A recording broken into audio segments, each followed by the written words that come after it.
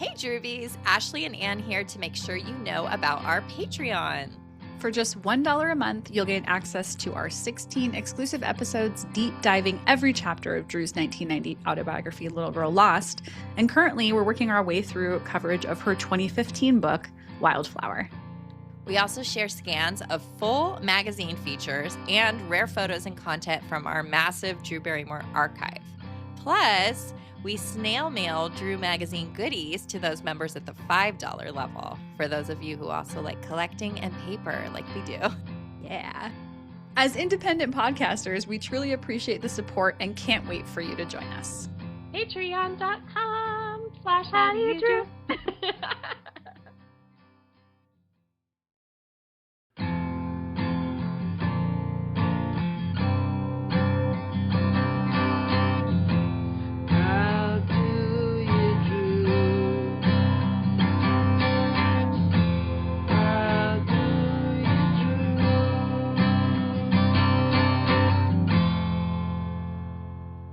Hello, and welcome to How Do You Drew? This is a Drew Barrymore fan podcast brought to you by the friends, collectors, and historians behind the Drewseum. We're drawing on over 25 years of Drewbie expertise to dive into all aspects of Drew's world, from her personal life to her professional career. Thanks to our sponsors and friends at Positive Medium. I'm Anne. And I'm Ashley. And this week we are discussing a real old magazine feature. This is the feature done on a 9-year-old Drew in Vanity Fair magazine, July 1984. So cool. Our oldest one that we've ever done by far. Yeah, it's kind of neat to like jump back. We were just like going into Drew's young life talking about Steven Spielberg. Yeah. So we're just kind of like staying in this like I know. I was definitely seeing some like crossover between last episode and this episode. It's kind of fun. Yeah. Okay, so we've got some things at the top before we get into the topic.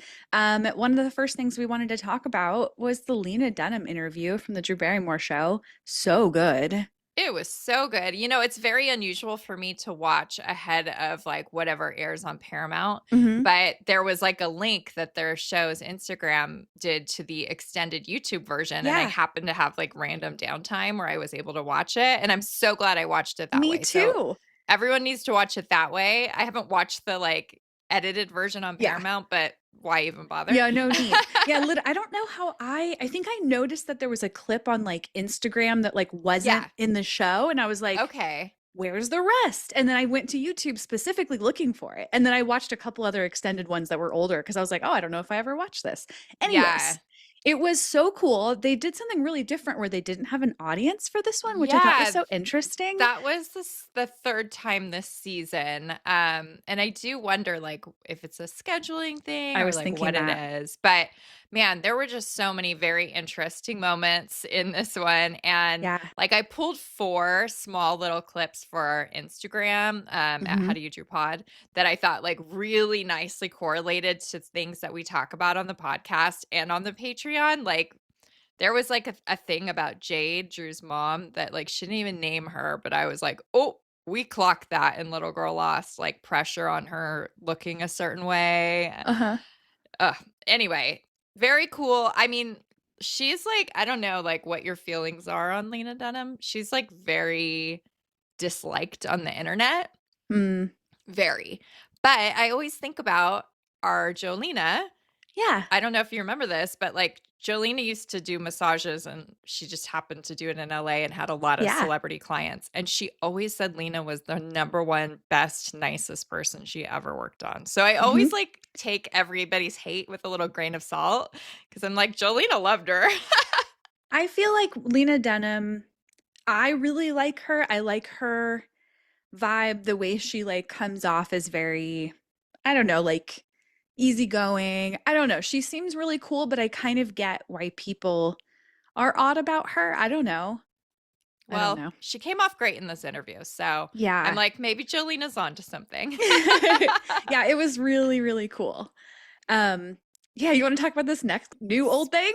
Speaking of really, really cool. Oh my God. So our wonderful friend Renata at Drew Barrymore Brazil just discovered on YouTube, it was only uploaded like a couple days ago, a 1979 GM Auto Parts commercial starring a tiny little Drew looking so cute. She's reminding me a lot of my toddler here in this. I wonder if I should play like the little part where she talks at the end. Oh yeah. Let's do it. Let me see, because it's like hard to understand her because she's so little too. And now General Motors dealers are offering both infant and child love seats. Love seats were developed by GM safety engineers. They're strong and comfortable. Right, honey? My seat's for big girls. Keep that great GM feeling. With Mr. Goodrich. And genuine GM parts. My seat's for big girls. It is kind of amazing to see a car seat commercial from 1979 that seems very ahead of the time. Surprised. Yeah, glad to know that.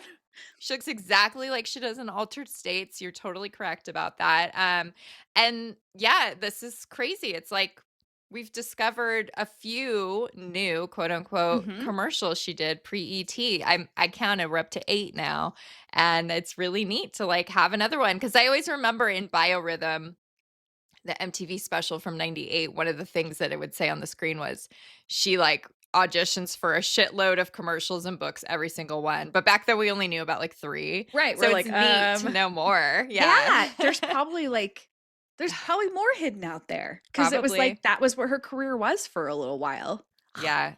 So Very crazy. cool. Yeah. Thank you to Drew Barrymore Brazil. Oh my gosh, Renata's the best. And we will link to the commercial on the episode page if you guys missed it. Yes. And we just wanted to talk about our Patreon for a second, our daisies over there. We have a new daisy who is at the Doozy of Drew level, Shannon. So hi. Hi, Shannon. And there's a goodie package going out to you very, very soon, probably by the time you hear this. Yes. And Ashley has already put up this Vanity Fair feature that we're talking about in this episode on our Patreon. Lovely scans of the feature. So if you're not a daisy yet, go over there. Yeah, $1. You can look at the whole feature, the photos, the article, everything. Yes. And we are working on the next chapter of Wildflower because we are going through the chapters. We're working on chapter 4, My Beautiful Laundrette, about Drew moving out when she was a teenager after she was emancipated. So that's going to be fun. So it's going to be really fun. We're pretty much done with the notes. We just haven't recorded yet. And man, you just know how I love going on my little detective hunts and finding a piece of information. I was just going to say, you little detective. And something I have been trying to track down for years. I nailed it today. So if you want to know what that's all about, go join Patreon. You have to. Patreon.com/HowDoYouDrew. Oh, okay. Let's talk about what Drew has proclaimed her love for recently. I love love. Okay, Drew loves a wallpaper, of course. We know yeah, this. Of course. I wish I had bought some of her flower wallpaper. I know. She loves a little rebellion. Totally. She loves a Bruce Valanche reference. Is that the Hollywood Squares guy? Yeah. Yeah. She loves the Tom Cruise run. Oh my God, I loved that episode so much with Chris Fleming. Yes. Oh my God. That was one of the best episodes of the whole season. I love him. Please watch his special. He's so good. It's on my list. So I'm going to do it. You have to. Okay. Drew also loves a freshie right out of the oven, piping hot. What kind of freshie? I think food, if I remember. She loves to play Memory Bank on her show. We want to play that with her. Can you imagine the photos we could pull up and just like stun her with? Oh my God. Oh my God. Drew loves a mask. We know this. Darth Vader. Yes. Drew loves stuffed shells. Yum. She loves physical comedy. Our little ham. Speaking of Chris Fleming. Yeah, right. She loves weird random questions. Oh, we do too. Great. She loves crosswords. Yeah. That's I'm surprised that hasn't come up. I know. Same. I double checked it. She loves memes. Okay. Leonard Maltin. And I was like, Milt. So if you guys don't know, we have the weirdest story about him. Should we like say this right here? Yeah, sure. I can kind of say it. Maybe you'll remember parts of it better. But okay. So we were looking at a photo on eBay of John Barrymore, and we were planning on buying it for Drew for her birthday. and we got outbid. I think I was buying it. And so I was able to message the person who bought it. Yeah, you used to be able to see who bought them on eBay. That's how long ago this was. Yes. And I said to them, I didn't know it. Well, anyway, I didn't know who it was. I messaged them and said I really wanted to give this as a gift to Drew Barrymore. You know, this is of her family and we love giving, well, whatever. And like right away, this person like agrees to mail the thing to us. Didn't even make you pay, right? I don't think so. I don't think so either. I think he just, yeah. And then I don't know when I figured it out, but it was Leonard Maltin, guys. He was collecting this John Barrymore thing. And I was like, hey, I love that. Cool. He's on our thank you page on the Drewsium. It was like such an amazing, weird thing to happen. So was me saying Milt because I couldn't remember his name? Yeah. So we just started calling him Milt. Milt. Anyway, little weird segue. We have those, guys. We have weird encounters like this. We do. And last of all, for now, Drew loves samosas. I'm hungry. Good list. It is a good list. Okay, so should we get into the Drewism of the week? You know, those cool little isms that we do. Okay, I love this one because it's funny, but also because I manifested it. Because I think like the day before this, I had texted you and I was like, I have a feeling that when Drew's done with her show, she's going to try Broadway. Like, I just have this feeling. And you're like, I can't see that. And then all of a sudden she's talking about it. It was with Laurie Metcalf, right? I don't know. I haven't seen that episode yet. Oh, okay. Yeah, it was. So anyway, she's talking about how she is just terrified to do theater. And I was like, well, yeah, exactly. She loves doing stuff that scares her.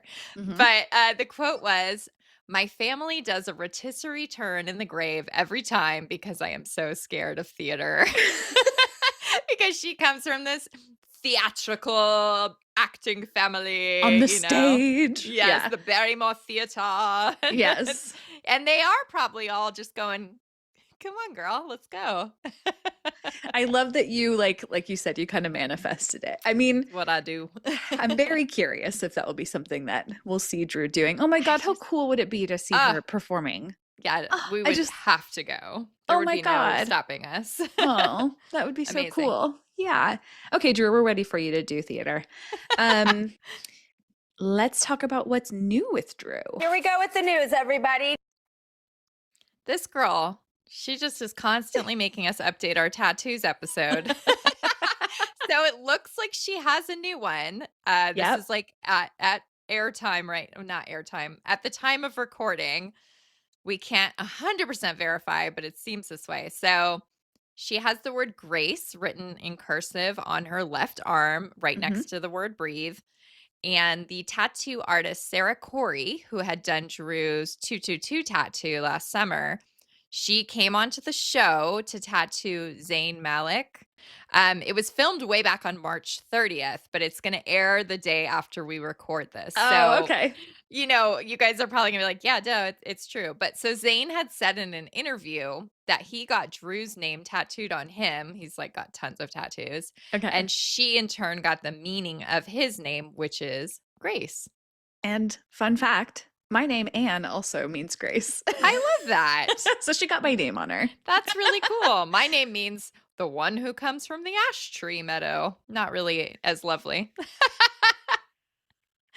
But yeah, so we spotted this on the show. Like it caught my eye during, actually it was during the Chris Fleming interview. But I thought it was one of her just like writing on her arms like she does. But yeah, she's like pointed to it twice without like calling it out. But she said like grace. And you know how she does with her time tattoo? Yes. She always points to it. Yes. Yeah. So yeah, I think we're at tattoo 15. This is wild. Cool. She just keeps getting little mini ones on her arms every time. But that's so cool. I mean, I love that like it's about spotting it and then you noticing her pointing to it. Like you're like, oh, it's exactly. It's a fun little process.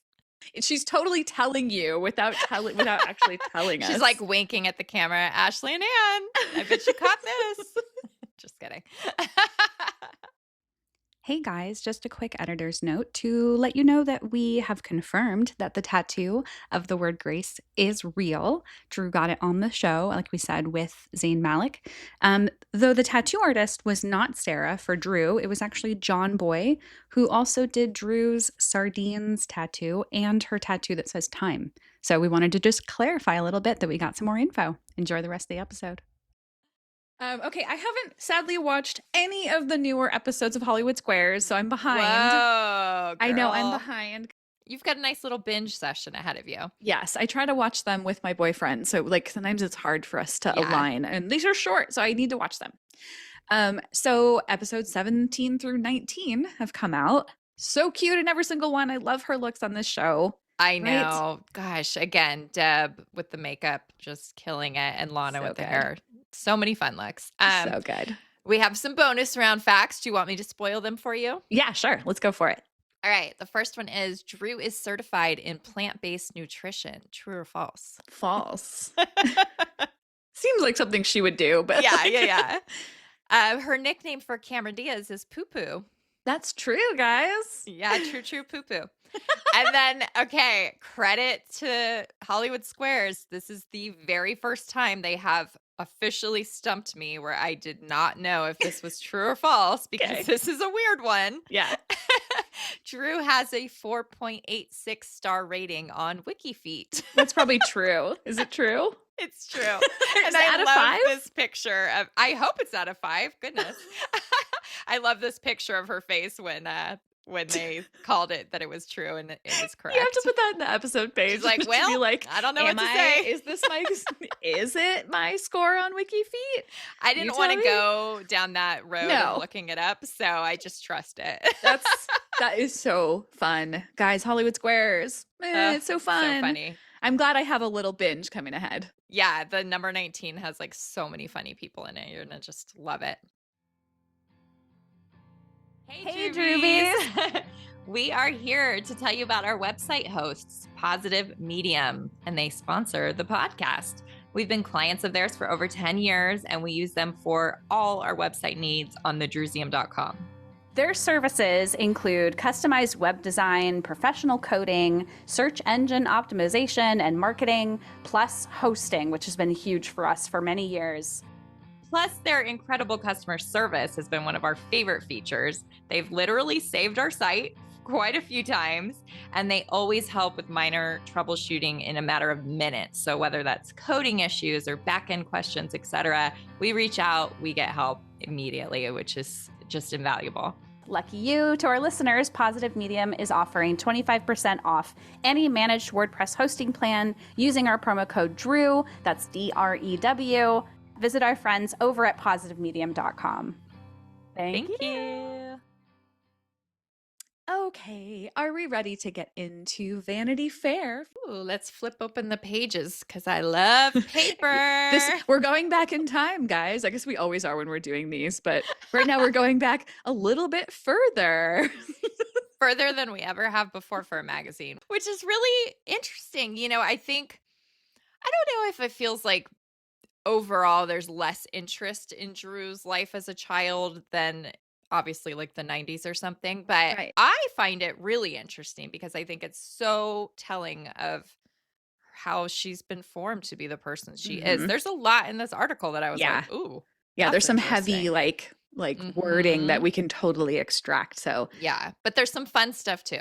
Yes. Okay. So the article was written by Daphne Davis. Photos were by George Hurrell, and I'll let you take the details about this because I think this is really cool. Oh, this is one of the coolest parts about this whole feature. Yeah. So George Hurrell was a very famous photographer who majorly contributed to all those glamour images of Hollywood's golden age during the 30s and 40s. So when you think of like Hollywood glamour, you're probably imagining his photos. Yes. Like he did a lot of Jean Harlow, which I love her. Yeah. But the really neat part is that he notably shot the Barrymores. So Lionel, Ethel, and of course, Drew's grandfather, John. The article even opens with a photo of him and Greta Garbo from Grand Hotel that George Hurrell shot. So it's I wonder how many times like Drew got to work with someone. That's exactly what I was going to say. Right. Because like we know that people would tell her stories about her family, but I can't think of another time we know of them, like, actually. Maybe there's another photographer. Yeah, I don't the know. only time I can kind of remember, I believe there was somebody who worked on the set of Bogey, maybe a producer, maybe the director, I don't remember, who had also worked with one of her family members. But like, Okay. you know, we're talking like 30, 40 years in between. So long career. Yeah. How often is that going to happen? So cool. We'll definitely include some of these beautiful photos in the gallery of Drew's family that he took. And then, like, to realize he took this huge family portrait. Yeah. I was like, what? This is amazing. That's so cool. Because I've definitely seen that before. I feel like we talked about that chair that Ethel's being on, looking kind of like the one that Drew's on in Riding Cars with Boys at the wedding. I don't remember talking about that, but as soon as you say that chair looks like, I knew where you were going. It's the chair.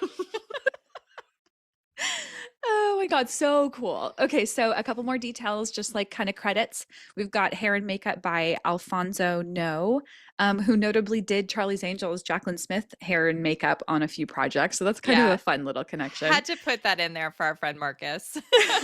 That's cool.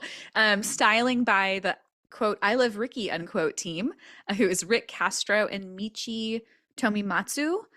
So that's kind of the stuff at the top. It's neat to, like, I don't know. I Love Ricky team cracked me up. I noticed the little I know. credit. I was like, feels very 80s. I Love Ricky. Yeah, it does. Super 80s. I had to like dig deep. I'm like, can I at least get these guys' names? Yeah.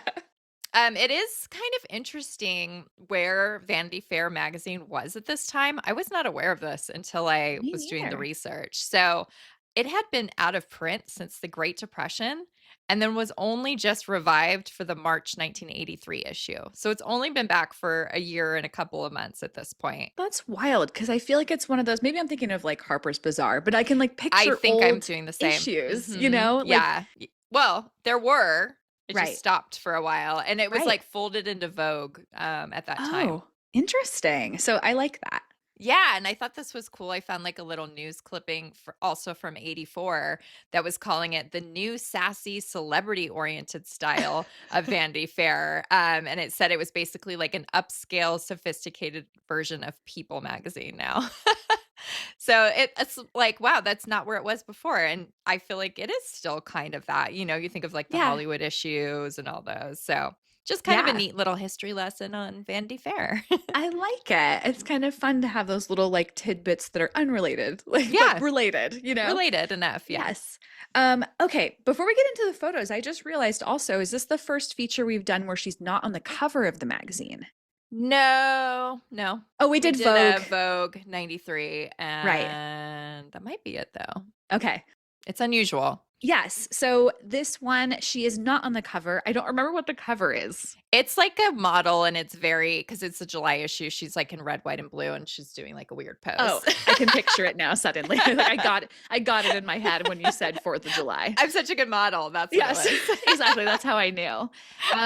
So these pictures are really kind of unique. Like in two of them, especially, she's like dressed like way older than her age, but in like and she looks so serious too. So serious. Couple. Yeah. Absolutely. Yeah. The most classic one, of course, is the first one of her in like this pink, long, flowing dress. And she's got this feathered headdress on. And, you know, I think it is supposed to evoke this like George Hurrell glamour photography vibe. But she's very serious in it. Yeah. It's not like I don't know. I'm almost like, is she okay? Like, was she into this? It's hard to tell. Yeah. I think it was probably direction. Yeah. You know, so there's a quote from Drew from Allure magazine in 2013. She said, "That's a lot of look, but it was for Vanity Fair, so perfect. I mean, it's just sort of fabulous. Unfortunately, nowadays, I feel like lots of girls get dressed up in that way, and it gets that weird pageantry thing." Which, like, it's like borderline there with this. I have so many things to say about just like the way the press was about child actresses. I mean, I'll go on and on in a little bit, but absolutely, it's a really cool photo. It's very, I feel like, pretty iconic, I would say, from her childhood. It's really neat. And it's such like, you take such a pivot when you flip the page and you get one of her where she does look like a little girl and she's smiling and has like a little pink hat on. And that one, she feels her age. She feels like a 9-year-old there. Yeah. And then like followed by another sort of serious of Drew wearing this like sequined gold and black dress looking in a mirror and serious again, but like it also like her body suddenly looks like a teenager or something. Yeah, like, it's like got this weird like femme fatale like noir vibe to it. And I mean, it's definitely it's a little like right there on the line of like, is this cute or is this weird? I think it's really cool. I mean, I don't remember when I got this in my collecting, but it feels like one of those like, it's common enough to not be like that scarce, but like it's also a really cool, unique thing. Like, I don't know. Curious how many people listening are not familiar with this, and it might Probably be like a lot. a new thing for them to see. So that'll be cool. Yeah. Always, guys, we have an episode page on howdoyoudrew.com, and there will be all the photos for you to go see. Yes, absolutely. One more thing about that gold and black dress. Weirdly, this dress, did I find it or were we together? I think you found it first. Yeah, so I went to a shop in Burbank, California called It's a Wrap, and they sell clothes that were used on like productions. I think it's usually like, you know, like it's usually TV. Yeah, I was trying to think of like whatever, like what's the like daytime TV? Anyway, soap operas. Soap operas. Like I feel like it's like a lot of soap opera clothes. Anyway, on the wall they have a framed dress. It's this dress, weirdly, with a picture of the magazine next to it. And I feel tried. Like we've like asked them about it. Yeah, I've reached out. I've like gotten like sort of vague responses like, well, why do you want it? Or like something weird like that. And like, I'll reply and not hear back. This is a good reminder to maybe try again. Cause like, I'm wondering what they would even want to sell it for. It's like way high up on the wall. It's hard to see. Like the only picture we have of it is kind of shitty. Do we know it's still there? I was there. It was soon after Elle was born. So within the last 3 years, and it was still there. Okay. But I was like with a big group of people and we were kind of rushing through. So I didn't like have the time. Couldn't stop. And I should have. Like looking back, I'm like, fuck it. I should have just grabbed somebody and been like, can I buy that? How much? Let's go. But I was like dealing with a baby. And I know you've had it up for 20 years. I know, right? Anyway, just a cool little tidbit about that. So random. There are 4 outtakes from this that we've seen, and they are all printed in this magazine called Revista from January 1986, which is weird. It's like so much time later.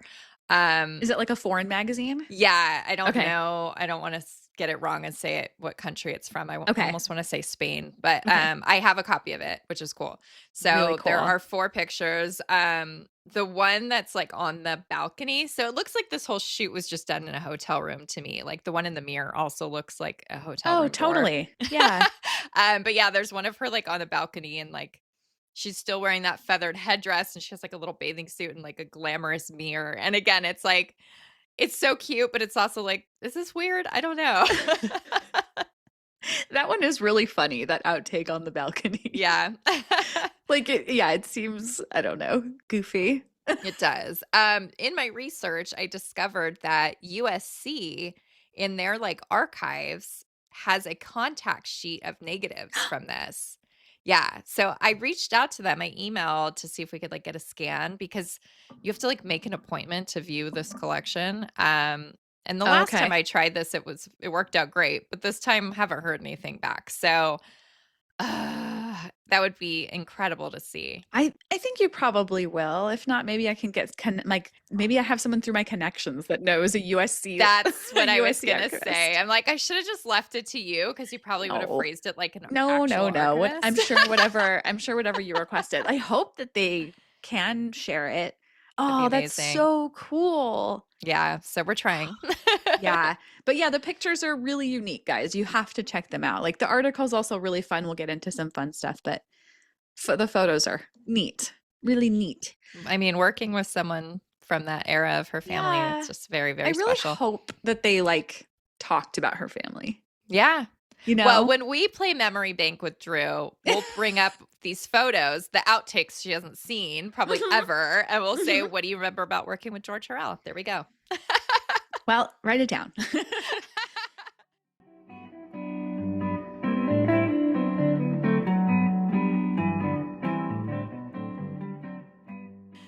Okay, so you ready to get into this article? Yes, I am. I had a lot of like little sidebars from this because it's a short one, but I was like, no, there's enough here. This is gonna be good. Yes. So it starts out calling Drew the last of the Barrymores. And this is what it says. That's actually kind of scary, creepy. Yeah, the last. I don't know. So then it says she's uncannily cute, she's spookily smart, and now she's a flaming star. Drew Barrymore, John's granddaughter, gets the full Hollywood treatment from photographer George Hurrell and an ice cream soda from reporter Daphne Davis. It's cute. Yeah. And like I said, it has this photo of John Barrymore and Greta Garbo. And the article starts with a quote that's supposedly by John Barrymore. I wasn't able to like verify this. Yeah. But I love this quote. It sounds like something he'd say. If you sit in front of the camera long enough, it will show you not only what you had for breakfast, but who your ancestors were. So I hope that's true. Ooh, I like that quote for this. Yeah. The Barrymore profile. When are we going to get that on the soundboard? Here goes. Yeah, that's true. We really do need that. Here goes. What the hell I'm supposed to be looking at? I don't know. The author says when Drew came on screen in 1982's E.T., the Barrymore tradition was reborn. That's lovely. It's a lovely thing to say. Her father had kind of killed it, and then there's a little brief recap. Of course, there had to be with them going on and on about the Barrymores. There's a recap of John, Ethel, and Lionel and their theatrical family turning in the rotisserie turn in the grave because Drew's not on theater. And then here's another quote. It says 9-year-old Drew, their photogenically dazzling descendant, is currently being touted as Hollywood's first child actress possessed of instinctual superstar quality. Oof. So yeah, I was like, oh, this article really is laying it on thick with like these expectations of her to be this tremendous talent and superstar. And like, yeah, it's kind of wild. Like I just look at this, I'm like, how did she not feel incredible pressure?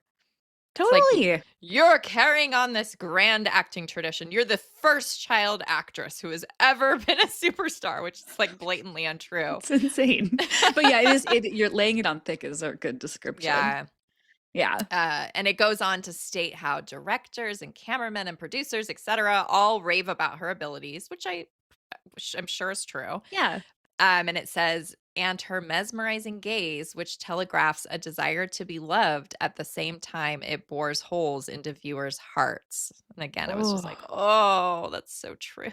A desire to be loved. I know. That's so like insightful for this person who wrote this, Daphne, to have picked up on. Yeah, totally. And it says that after E.T. came out, Drew received almost as much fan mail as E.T. himself. That's cute. It's really cute. Okay, then it goes on to talk about Drew's mom. We always love little, has to. So Drew's mom, it says Ildiko Jade, she was still using that name, forbids her daughter to study acting for fear she might turn out like Jodie Foster and quote everyone who's studying acting at Yale. And this, I guess, caused like some drama. I love this quote that you pulled. I had very randomly come across this recently, so it was in my brain. I was like, wait, there was like some pushback after this happened. Yeah. So Jade apparently had to be like, no. Vanity Fair put in that example of Jodie Foster, and this is going to jeopardize the close friendship that we have with the Fosters. And there was a phone call made, and it was all straightened out, and everyone's friends again. Just like, oh my God. Like, funny. I've never heard of Drew being friends with Jodie Foster's mom and her. Like, I don't know that that's even true, but I could see Jade. It's funny that there's a follow-up. Yeah. Can't you see her being savvy enough to be like, oh shit, I don't want it to sound like I'm making enemies here. Totally. And I guess Steven Spielberg agrees that Drew shouldn't take acting lessons. You totally flagged this part. It says, rumors abound that almost billionaire bachelor Spielberg is waiting for his leading lady to grow up so he can propose. So inappropriate. The actual fuck. I must have read that like 3 times. Like, is this saying what I think? Hi, Steven. I love you. How dare you turn that into something so gross? And like, There was this other article I recently found from the same year, 84. She's a 9-year-old. And the male writer framed the whole thing as if they were on a date, and he had such a crush on her, and she was letting him down. And it's so just like, disgusting that this was like, why are we even putting this on a 9-year-old in any way, shape, or form? And then I think about like the People magazine clipping from the following year that it's like, ooh, she's dating both of Sophia Loren's sons. It's like, she's 10. Right. What are we doing? There's a problem here. Anyway. And I'm sure it's not just her, it's like. No. It's like, definitely not. There's a weird comment about Brooke Shields in a minute here. Right. But yeah, it's just like, I'm so glad that this doesn't seem to happen so flagrantly anymore. Right. It's just so fucking weird. Yes. A CEO of a major studio is quoted as saying, she will be bigger than Tatum O'Neal and better than Meryl Streep. God, again, the pressure. Yeah. And you noted that the quote was misattributed to Steven Spielberg in some research that you did. I was like, wait, I just read that quote. It's not Steven. And I think it's the way it's in the article almost like flows. It almost seems like it was confusing at first. Totally. And then it says the CEO was trying to get Drew into a 3-picture, $5 million deal. Oh my gosh. Yeah. 1984. I know. Yeah, you're right. Huge. $5 million back then. Yeah. Now that's like 2 houses. So then there are these, like I said, these really weird and pretty mean comparisons to Brooke Shields. I'm not even going to read them because I was like, this is so like disrespectful to Brooke Shields. Yeah. It was rude. But yeah, very rude. And then it says Barrymore is a born and bred Tinseltown queen with a mind sharp enough to run an international cartel founded upon her image. And I was like, okay, can't argue with that, Barrymore brands. Totally. Speaking of Barrymore brands, I know, but I love this. It says that at the time, there were plans to license a fragrance called Drew, along with a line of dresses and maybe a doll. Like, can you imagine? That would be so cool. All of those things would be so cool to see. So cool, but also like, I'm glad for the child of Drew that this did not happen. Like, right. It's already weird enough that she like had her face on all this like ET memorabilia that like I'm sure she made no money off of. There was definitely a part in that Child Star documentary that Demi Lovato did where that came up, like the licensing of your image. Maybe it might have been with Jojo Siwa. But it's strange. Like this could have definitely happened. And the collector in me is like, wow, think about how cool that would have been to have those pieces. But I'm glad thinking about more pressure being on Drew and more like, she was already teased at school and let alone having like a doll of you. Oh my God. Great point. Oh gosh. Now let's talk about Firestarter a little bit. It was released in May of 1984. So literally about to come out. It says that Drew, when she saw the paperback in the supermarket, she told her mom to get her the part, like insisted. There's a couple like versions of this story. Yeah. Another source said that when she saw the book, she said, "That's me. I'm Charlie McGee," which is cute. Yeah. And then in Little Girl Lost, she says that the script, when the script thing came through, that she liked it immediately. So that seems more likely. Like I could see her remembering seeing the Firestarter paperback and like liking the cover. But I don't think she told her mom, like, let's get this going. Let's tell Hollywood we're making this movie. Right. Yeah. So she demonstrates for the writer her technique of eye acting that she used to convey that she was starting fires with her mind. And I love this. It says, basically, this boils down to the same demonic stare that John and Ethel used to transfix audiences. I love that too. And the writer claims that Betty Davis borrowed this technique from Ethel, but I wasn't able to find anything to back that up. Interesting. I know. Did they just pull that out of their butt, or is that Maybe. true? I mean, I love to think that it's true. I mean, I like that idea. The 80s like predates the internet. A lot of the stuff that could have been said back then maybe didn't get transcribed somewhere. Yeah. So the author meets up with Jade and Drew at Drew's Saturday morning jazz rock tap class.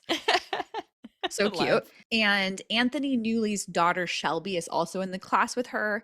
You made a note, this is a famous actor composer. I didn't know that. But then he's also This is like, it's just like more of the weird stuff in the Hollywood. More of the weird way she was treated as a child. Yes. Because I was like, God, when I Googled him, I'm like, he looks so familiar. Is he this guy? Is he? So I look it up. He is. So we had talked about this in an episode a long time ago, but there is this weird, like, Screen Actors Guild 50th anniversary special in the same year as this, 84. And she does this like song and dance with this guy. And of course, it's one of these examples again with an old dude kissing her face and being weird with her face. And I just hate it. Even this picture here, he's kissing her hand. I'm like, why? Like maybe they knew each other because of this dance class connection, but I just don't like it. I don't like it. Gives you the creeps. Yep. Drew was wearing a black leotard and a red miniskirt and dances to Footloose at her dance class. So 80s. So 80s. And then it says they went to the Beverly Center and Drew goes shopping at the Sanrio store and gets a pale pastel Hello Kitty wallet and some stationery. And then they follow that up with a snack and some soda at the Hard Rock Cafe. Again, the 80s continues. What an afternoon. I know. It's so fun. So this is kind of wild. This is the article's first and only direct quote from Drew. Yeah. Which I was like, what? Like I finished the article and then I was like, wait, there are no other quotes directly from her, which is very weird, but a little bit. Okay. So the quote is, "First, let me tell you that I will always act in movies and be the best actress that I can." And then it says that she's speaking in like an imitation of her mother's style of manager speak. So funny. Very interesting. And then she goes on and says, "When I grow up, I'm going to get 2 degrees, one each in producing and directing. And I also want to be known as a dancer. I'm writing a screenplay called Kim. It's a serious comedy about a little girl and her mother. I can't tell you what it's about. That's a secret, but I'm going to play the mother." Full of ideas. I love it. I want to be an actress. I know. Singer, producer, writer, and actress. Yeah. Also, it's very interesting and telling that she's writing a screenplay about a little girl and her mother. You know, it's like, I feel like she would say this is her karma in life, right? Like working through daughters and mothers. It's like it started all the way back here. She was already writing like a script. processing it. Yeah. That's adorable. Oh my God. Drew signs some autographs and plays video games while the writer talks to Jade about Drew's career plans. So we get a little bit into, of course, there's plans with manager mom. Irreconcilable Differences was to be released in September. So that was coming up. We had Firestarter, Irreconcilable Differences. And Jade said Drew really wants to do a remake of Captain Courageous, which Lionel and Spencer Tracy appeared in, with her in the little boy's role. Yeah, and that like I immediately was like, oh, she's definitely talked about that movie. And I just did a search in our like archives and I found so many articles where she brought it up as loving it. So that's pretty cool. And I was also just thinking like how she played a little boy in Suddenly Love. Yeah. She's like, really want to stretch my skills. Yep. As a child.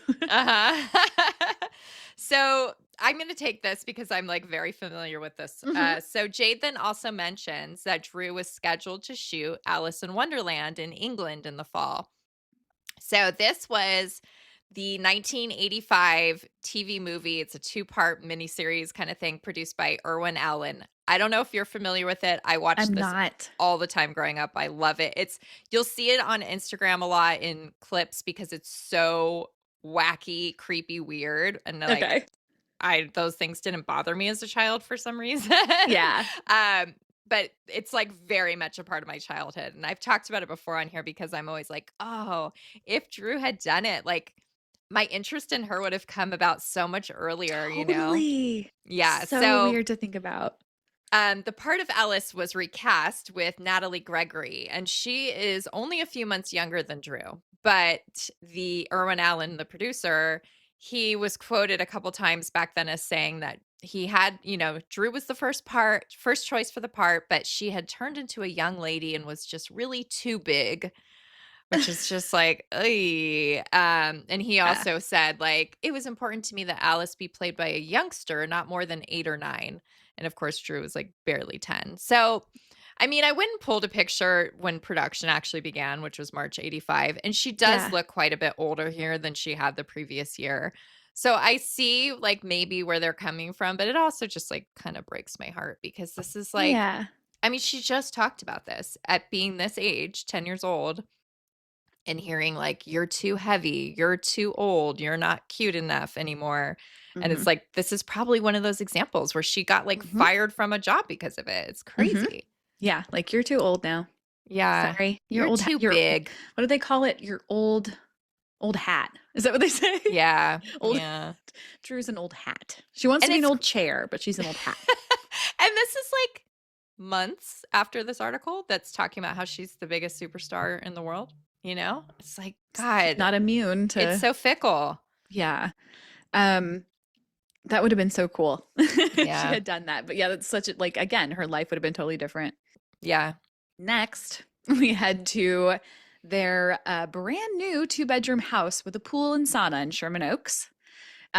We shared in our Wildflower Chapter 1 episode on Patreon that this house is on Ethel Avenue. It was purchased in March 1984. So like just purchased? Just purchased, like, yeah. Wow, like brand new. But you should listen to the episode because we have some more kind of fun details about the purchase and the sale of the house that like Ashley did some detective work to figure out. Yeah, and I wrote eyebrow raising because they are sort of interesting in details. So again, guys, Patreon is where you get the real dirt. Yes. Jade gushes about Drew. She says, Steven Spielberg once told me that my daughter is an old soul, and I have to agree with him. 1 minute, Drew's a playful 9-year-old talking to her dolls and stuffed animals, and the next she's 29 or an old woman of 75. I mean, Drew did just talk. This is one of the things she was talking about with Lena Dunham, where I was like, yep, this is what we always say. Like, she says, like, I'm old young. Like, I've never felt like an age that makes sense. And it's true. Yep, it's true. It doesn't make sense. Drew confirms that that was her idea to act and her mom did not push her into it. That's always the narrative that she was like, I want to do it. I want to be an actress. Go take a nappy. Take a nappy. There's a little paragraph about Drew's dad. He's called a recluse living in the Hollywood Hills, and a couple fuzzy details about their marriage, quote unquote. It's still kind of unclear. We've seen some records, but it's still really weird. Yeah. I mean, the records we've seen, we've mentioned this before. It looks like they did not actually get married until 1983, which makes zero sense. And one day maybe we'll get to the bottom of it, but it's a wild thing to know. Totally. And Jade, one more thing that I feel like is also like the pressure, right? She said, I knew when I was pregnant with Drew that she was magic. I mean, she is, but it's true. She's also a light. So we get just one final paragraph that sums up, you know, what Drew's sort of normal life is like. So she takes 2 ballet classes and a karate class during the school week. She likes shopping on Saturdays and visiting Steven Spielberg's Malibu Beach house on Sundays, which is so fun. That came up in our last episode. Yeah. And she loves to do imitations for her friends, including Charlie Chaplin, Judy Garland, Cyndi Lauper, and Faye Dunaway as Joan Crawford. And she apparently goes on to do the no more wire hanger scene from Mommy Dearest for the writer. We know Drew loves this. We know she did it on SNL in 1982 when she hosted. So it's just like her thing. Yeah. All right. So is this the very end? This is the very end of the article. It says, unconsciously, she slips the right tone of smug 1980s camp humor into the punchline, as though she were performing at a comedy club on Saturday Night Live or in the movie that plays uncontrollably 24 hours a day in her head. That just made me think of that, like, was it Cafe Largo, where she comes and does like this funny little, I think it almost was like Largo. a stand-up comedy act about her family, and we're like blown away by how funny it was. Yes, that was really funny. Was it like 91? 92? No, it's like 89. Was it really? Yeah, it's crazy. She's so young. So funny. She definitely had some amazing skills and talent as a child, but like, oof, just this like, she is the next coming is just so crazy. And then it's like, you know, almost immediately her career starts kind of downsliding, and Oh, Drew, you Also, are so resilient and amazing.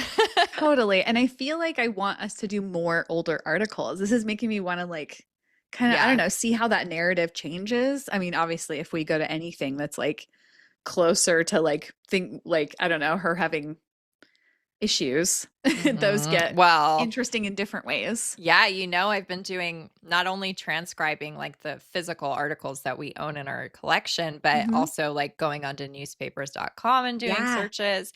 And like, I mean, I just found a very interesting one that I texted to you from 86 where she's saying like, I would never do drugs and my friends and I like to act younger than we are. And it's just like, oh, just kind of heartbreaking. But yeah, there's just so much. What a life to track. That's why we do this.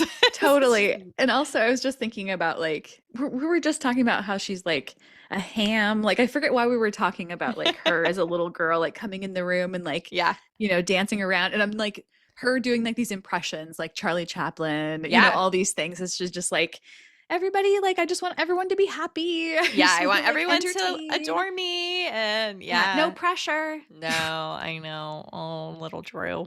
Yeah, this is a fun like little departure for us. Although like I said, it pairs well with I know the previous episode. That always ends up happening, right? Yeah, I mean, I'm sure it's like because we have a natural like our interests sort of like weave and you know back and forth and going back to little Drew, staying with little Drew for a minute.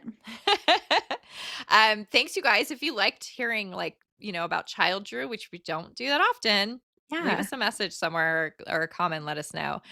You can rate, review, subscribe. We haven't gotten any new ones. I keep saying it. I feel like a broken record. Somebody make me stop. Somebody please stop Somebody stop me. Our Instagram is at HowDoYouDrewPod. That's also our TikTok, but like literally TikTok is just like the same stuff I sometimes put on Instagram when I feel like it. We also have our Instagram at Drewseum for all of our other Drew content. You can leave comments on episodes on Spotify, YouTube. We just love hearing from you guys. Yes. Also, we've mentioned it a couple times, visit our website at howdoyoudrew.com to see the episode gallery for this episode. And make sure while you're there, you peruse the Drewseum, our Drew Barrymore museum that's online for you to view.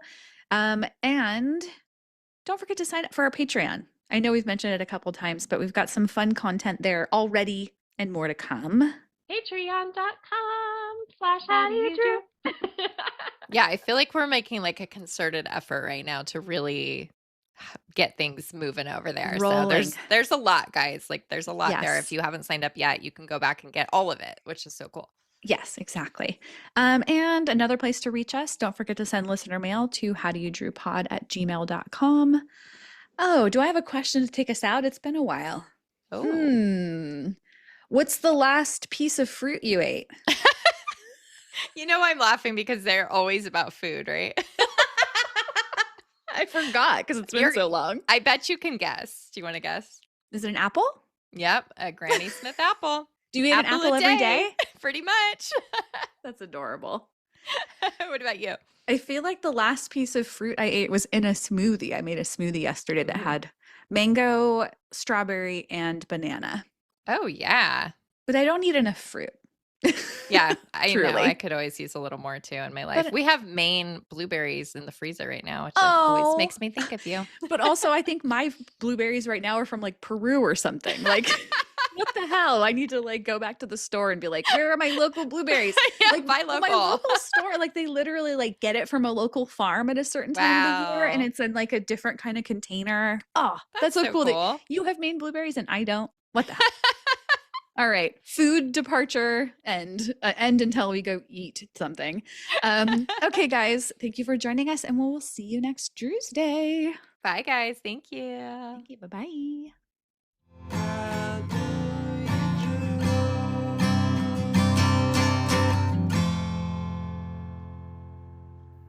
This episode of the How Do You Drew podcast was researched and produced by Ashley and Ann from thedrewseum.com with help from our sponsor, Positive Medium. Special thanks to Matt Costa for our lovely theme song, Roxy Prima for our adorable logo, and last but not least, Drew Barrymore and all the Drewbies who love her. We do this for you. Thank you.